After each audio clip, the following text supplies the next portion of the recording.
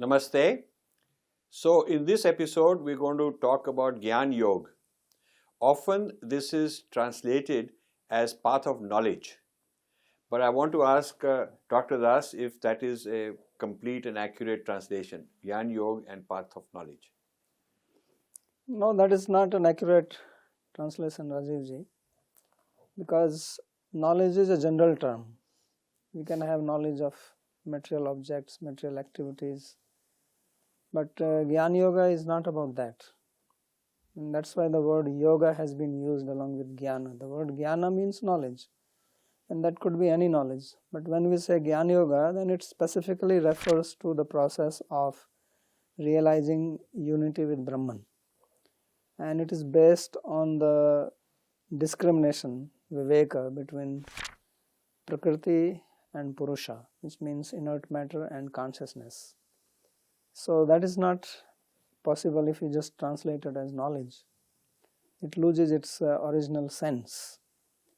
So Jnana-yoga is a very specific process which is to realize that the ultimate reality is Brahman, and we have unity with that Brahman, means that Brahman is only one Advaigyan, one non-dual consciousness, and it encompasses everything. So we are also part in it, and our identity is not independent of that. So can we say that the word Gyan is knowledge, but Jnana-yoga, when you put Jnana-yoga, then that applies to only a particular kind of knowledge, not any old knowledge. So Gyan can be Gyan about cooking, Gyan about playing cricket, Gyan about mathematics, any kind of Gyan is, that you would accept that Gyan can be just all kind of knowledge. But this particular knowledge is about oneness, the unity with Brahman, how to experience it, how to feel it, and that is what Jnana-yoga is specifically for. Yeah, so we make two divisions of knowledge. We call it as Paravidya and Paravidya.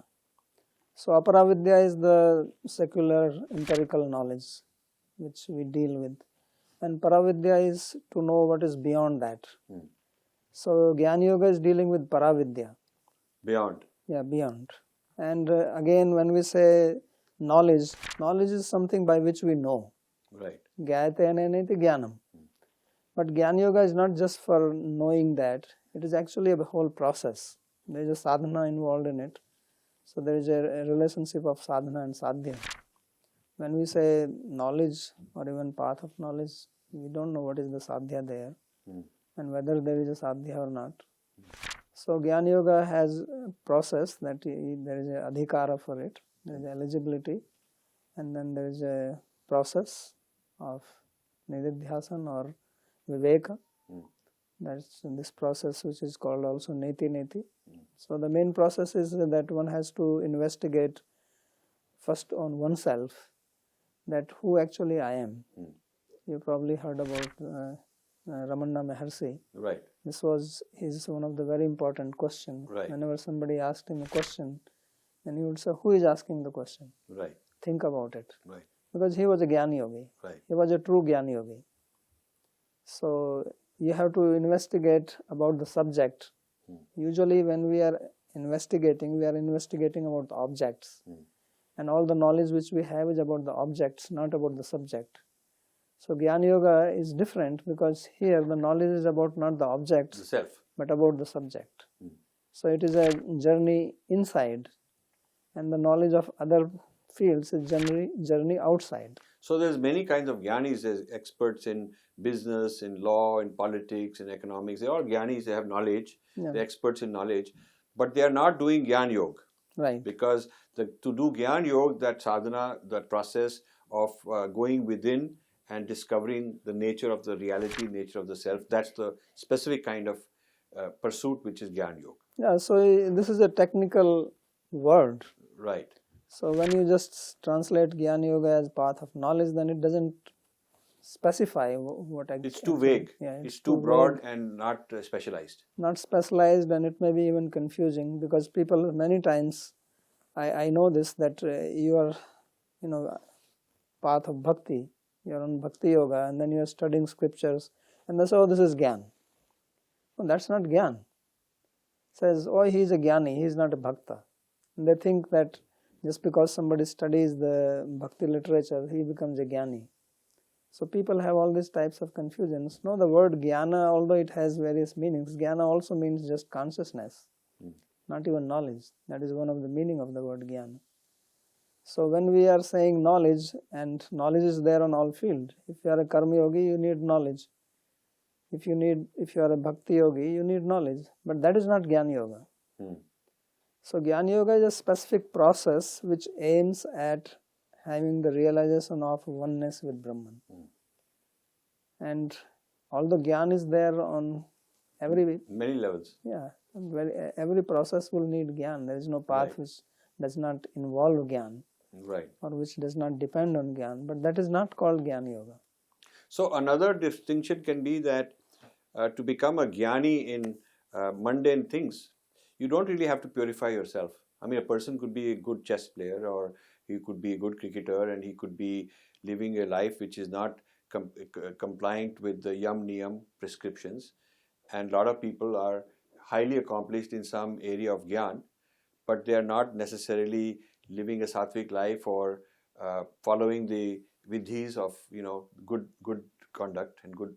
So whereas in Jnana-yoga, it's the person's own lifestyle and purity has to be there also. No, Viveka and then Vairagya. Right. Vairagya is the most important step in Jnana-yoga. Vairagya, it is renunciation. This Jnana-yoga is founded on Vairagya, on renunciation. Without Vairagya, there is no renunciation. So whereas a jnani who's a very brilliant man in some area of knowledge, he doesn't have to have a Vairagya. Yeah, we had a president in the past whose name was Gyani Jail Singh, if you remember. Yeah, but he would say I'm jnani in some sense, some other sense, but not jnana yogi. No, the Jnana yogi is a different thing. Jnana yogi is a different It's a very rare and very difficult process. Yes. It's not. Yes. It's not for common people. So I think this clarifies that Jnana-yoga is Jnana-yoga. It's not translatable to path of knowledge, because knowledge can be on any subject. It does not require purifying the person. Yeah, say modern scientists. Modern scientists are They organic. are also on the path of knowledge because they are after knowledge. Of course. I mean, they are going to Mars and Jupiter and everywhere. But the West in the last 500 years has made a lot of progress in Jnana. Right. But not 1 inch towards Jnana-yoga. No. So the nature of their understanding of the self and the nature of the human character hasn't changed. It's just that we are more knowledgeable on technical matters, on worldly matters. We can do more harm, even more good and more harm in a worldly sense. But that is not the same thing as Jnana-yoga. Yeah, and then another distinction is that Jnana is knowledge, but then beyond that is wisdom. So Jnana by itself is useless unless you make use of it. Yes. And how you make use of it for your benefit, for happiness, for peace in the society, that is called wisdom. So we can accumulate a lot of knowledge, but that does not make you wise always. Right. So there are people, I know many people, they have a lot of knowledge, but in their personal life, they are not happy, they are suffering. And that's why Krishna, in the very first statement Krishna makes in Bhagavad Gita, he says, Asochananu sochastam pragyavadanscha bhasase gatasuna gatasunscha nanu sochanti pandita. He says, you are lamenting, you are grieving, and then you are thinking you are a jnani, you are a pandita, you are a scholar. He says, this is contradictory. He says, this is an oxymoron. That a jnani and in grief, that doesn't make sense. So when we say this, somebody is a jnana yogi, then you cannot expect him to be grieving, lamenting, or feeling sadness. That will not happen. He's already overcome that before. Yeah, he has to be beyond that. Otherwise, he is not a jnana yogi. Right. So now we have a lot of knowledge, whether it is through science or technology, and I agree that it has a lot of practical, benefits, but it does not improve the quality of our thought process. So there may be even a danger in a society where you don't have yogis, so you're not doing Jnana-yoga as a process of self improvement and evolution of our consciousness, but a lot of technical knowledge which could even be dangerous. So you could have a very harmful society, but with a lot of jnana in it. Yeah, and even if it is not harmful, it may make you very proud because you think I have a lot of gyan. But according to Krishna, if you have gyan, then first symptom is that you should be peaceful. Right. If you are not peaceful, A Gyan yogi has to be peaceful. Yeah. He has to be contented. he has to be content. Yes. Santosh. Good. Good. Thank you. Thank you.